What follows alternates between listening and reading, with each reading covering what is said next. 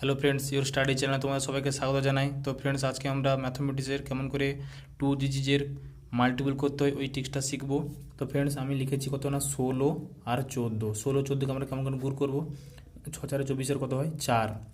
আমরা 2 লিখলাম, এখন কোনাকুনি গুণ করবো। 4 একে 4 এবং 6 একে 6, তাহলে 6×4 = 10, 2 কত 12। 12 2 লিখলাম, হাতে এখানে 1 দিলাম, একে 1 আর 1 কত 2, 224। তাহলে আমার 16 আর 14 গুণ করলে কত হলো 224 হলো। ফ্রেন্ডস, আরেকটা আমরা শিখব 12 এবং 13 গুণ করলে কেমন কি বের করবো না 3 দুনে 6,